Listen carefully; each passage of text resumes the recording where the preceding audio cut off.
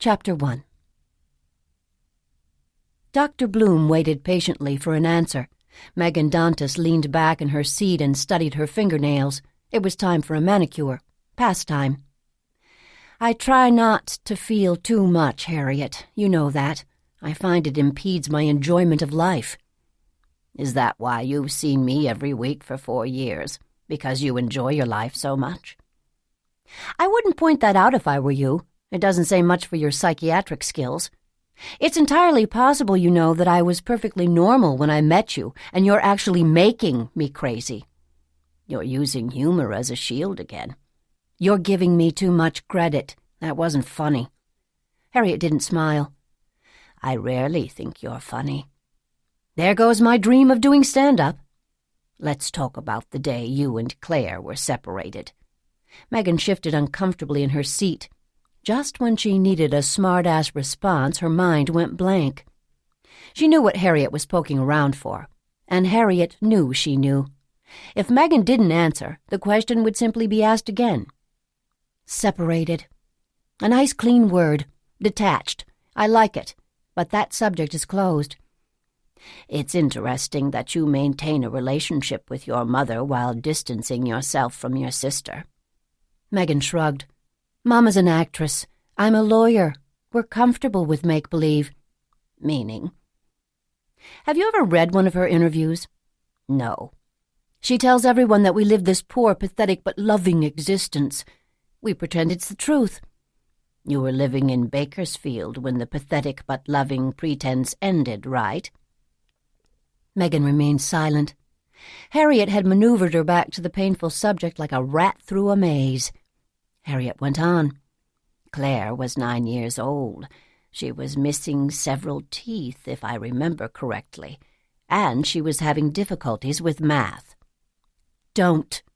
Megan curled her fingers around the chair's sleek wooden arms. Harriet stared at her. Beneath the unruly black ledge of her eyebrows, her gaze was steady. Small round glasses magnified her eyes. Don't back away, Meg. We're making progress. Any more progress and I'll need an aid car. We should talk about my practice. That's why I come to you, you know. It's a pressure cooker down in family court these days. Yesterday, I had a deadbeat dad drive up in a Ferrari and then swear he was flat broke. A shithead. Didn't want to pay for his daughter's tuition. Too bad for him I videotaped his arrival. Why do you keep paying me if you don't want to discuss the root of your problems? I have issues, not problems, and there's no point in poking around in the past. I was 16 when all that happened.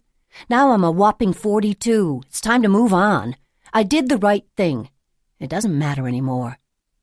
Then why do you still have the nightmare? She fiddled with the silver David Yurman bracelet on her wrist. I have nightmares about spiders who wear Oakley sunglasses, too. But you never ask about that. Oh, and last week, I dreamed I was trapped in a glass room that had a floor made of bacon. I could hear people crying, but I couldn't find the key. You want to talk about that one? A feeling of isolation, an awareness that people are upset by your actions or missing you. Okay, let's talk about that dream. Who is crying? Shit. Megan should have seen that. After all, she had an undergraduate degree in psychology. Not to mention the fact that she'd once been called a child prodigy. She glanced down at her platinum and gold watch. Too bad, Harriet. Time's up. I guess we'll have to solve my pesky neuroses next week.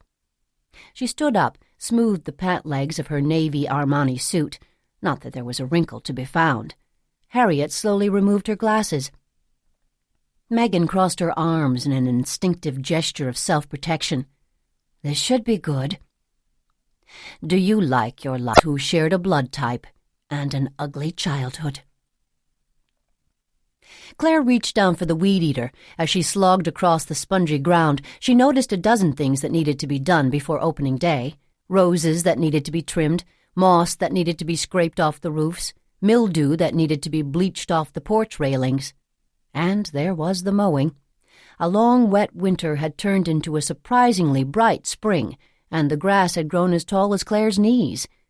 She made a mental note to ask George, their handyman, to scrub out the canoes and kayaks this afternoon. She tossed the weed eater in the back of the pickup. It hit with a clanging thunk that rattled the rusted bed. "Hey, sweetie, you going to town?" She turned and saw her father standing on the porch of the registration building.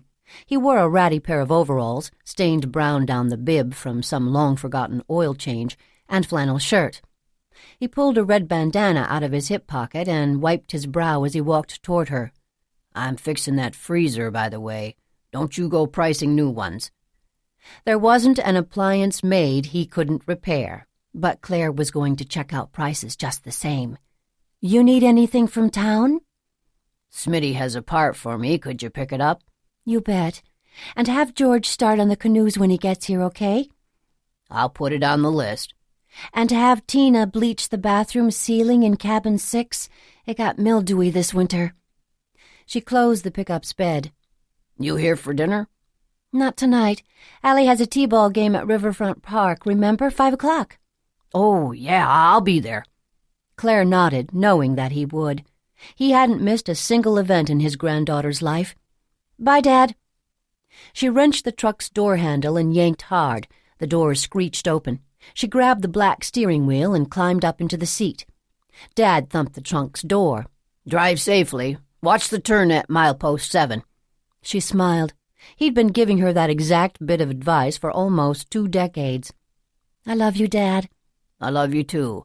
Now go get my granddaughter. If you hurry, we'll have time to watch SpongeBob SquarePants before the game."